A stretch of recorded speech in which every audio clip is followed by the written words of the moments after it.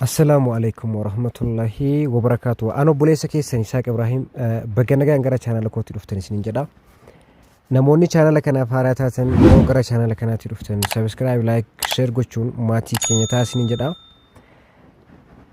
Arra mo'an barnoota takka barnoota addaa kan arma duraa irraa xiqqoo adda taati isiniif qabadee dhiyaadhe jechuudha. Barnoota arraa keessatti waan hedduu isin fayyadu waan ammayyooftu waan teeknooloojii dhaanis wal qabatu waan bilbiloota ismaartii ammayyaawaa ta'an irras jiru kan namoonni hedduun irraa hin beekne even namoonni bilbila kana qabatan bilbiloota akkanaa bilbiloota ismaartii qabatan irraa hin beekne waan guddaa tokko isinitti argisiisa. Innis inni mallattoo bakka kanatti argitan kana real time text jedhama. Mallattoon as biratti argitan kun ka amma isinitti argisiisaa jiru kuni real time text jedhama. Wanni kun maal akka ta'e wajjin ilaallaa hanga dhumaatti hordofaa isiniin jedha.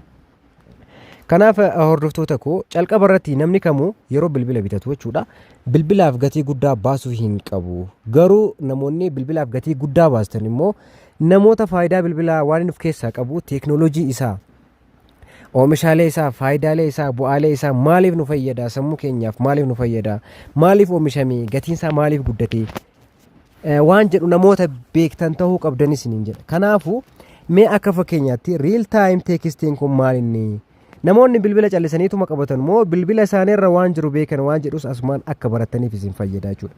Kanaaf mee isin calqabaa gara kool batanii keessanii kana yoo seentan jechaadha. Amma bilbila kiyya irratti mallattoo real time text jedhamtu mallattoo tiitana taammaa asitti argitan ta kool batanii cinaa jirtu tana isin tun akkamitti as dhufte faayidaan isii maalii kan jedhu wajjin haa ilaallu. Kanaafuu isin calqaba gubbaa kanarra dhuftanii mallattoolee tuqaa sadii kana gaafa kilik gootanii bantan waan afurtu isinii dhufa. Isin gara gadii kana akkana gadi osuutan mallattoo siitingii isinii dhufti jechuudha. Siitingiin erga isinii dhufte as keessa siitingiiwwan hedduutu jira. Isin siitingii hundaa bira dabartanii real time text ka jettu tana kilik gootanii bantan jecha. Ishee sayyoo bantan haala kanaan isinii dhufa. Kanaafuu real time text maalidha? Akkamitti on godhanna ka jedhu san asitti argattan jechaadha. Kanaafuu jalqaba irratti real time text call button real time text call buttoniin suni isheen sun ishee tanaa jechuudha. Ishee san on godhanna bannee jirra. Achi booda erga dhufnee real time text san bira erga dhufnee on godhanna. Amma gara faayidaa isiitti deemna. Akkamiin on godhanna, faayidaan isii maal kan jedhu wajjin ilaalla. Isin ishee tana yoo kilik gootan mallattoon as biratti isinii dhuftu mallattoo lama visible during calls ka jettu jirti, always visible ka jettu jirtu. Kanaafuu isin ishee san bakka ishee lammataa always visible ka jettu tanarra kaayattan jechaadha. Achi booda duubatti deebitanii namoonni hin beekne faayidaa isaanii bartu jechuudha. Faayidaa isaanii amma yoon isinitti himu barreeffama kana isin wajjin dubbisaatii jechaadha kan isinitti himu barruu kana wajjin ilaalaati.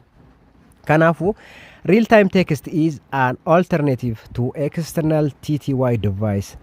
You can use real time text to communicate via text while on voice call. As biratti maal jedha real time texting kun jechuudha filannoo externaliidha kan alaa kan device yookiin kan mobilaati. Kun immoo yeroo walii bilbiltan you can use real time text to communicate via text while on voice. Nama tokkoon communicate wal gochuu jechuudha. Sagaleedhaan dhiistanii ofii garuu walii dawwaltanii yookiin walii bilbiltanii jirtanii kan isin walii galtanii maalidha? Barreeffamaan, barruudhaan. Innis achi as barreessa namni sun isinillee asii achi barreessitaniif jechuudha. Kanaafuu kana akkamitti goona? Sagalee dhiisnee akkamitti barreeffamaan yeroo walii bilbillu san hin lakkaa daqiiqaan isin irratti ni lakkaa isin immoo barruudhaan barreeffamaan akkamitti walii galtanii akkamitti on godhattan faayidaa isaa maali? Maal barbaachisa? Kana gochuuf maal barbaachisa kan jedhu ilaaltu. As biratti what you need to know when using real time text maaltu isin barbaachisa? Kanaaf tokkoffaan to use real time text you need to be connected to a 4G Lite or 5G network or have Wi-Fi calling turned on. Wi-Fi calling turned on kan ta'e qabaachuu qabdu yoo biyaans yoo xiqqaati yookaan immoo bilbilli keessan eeriyaan isin irra jirtan sun 4G yookiin 5G ka ta'e ta'uu qabaata networking keessan jedha as biratti. Inni lammataa maalidha? You can use real time text when communicating with a person phone that supports real time text or is connected to a TTY device. Kanaafuu kun maal inni?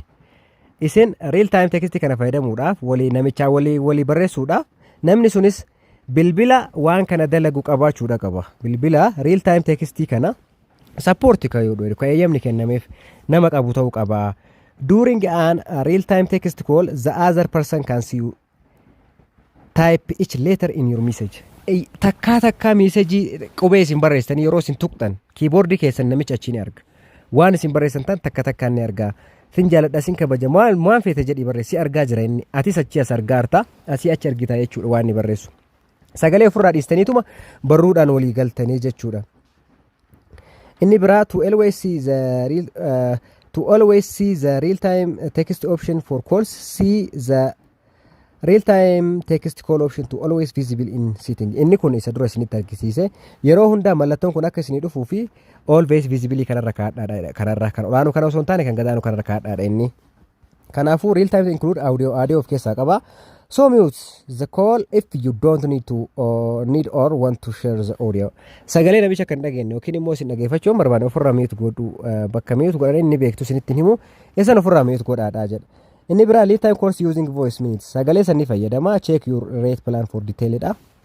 Kanaaf haala kanaan teknoolojii fayyadama. Please device bilbila yoo bitattan faayidaan ala hin bitatina. Waan isin fayyadne birrii hin baasina. Kan isin hin fayyadne yoo ta'e namni gatii haganaan bitatee qabata akka isin hin jedhan qofaaf hin bitina. Waan mallaqa qabdan qofaaf hin bitina. Faayidaa isaa beekaa. Please yoon beekne namoota gaafadha.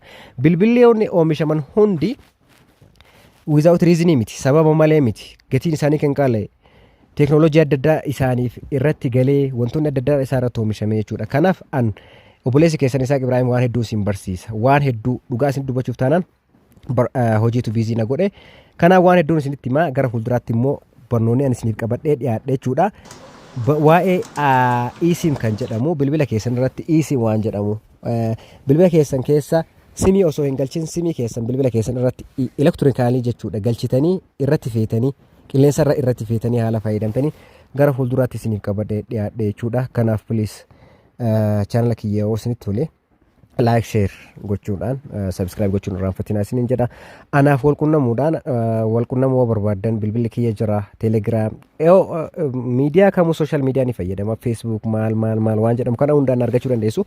Bilbilli kiyya 9161620 yookaan immoo 934 Isaaq Ibraahim Amaan jettanii yoonaaf bilbiltan yookaan immoo teekistii yoonaaf gootan dhiiras ta'e dubartii waan kamus hin gargaaruudhaaf ani qophiidha.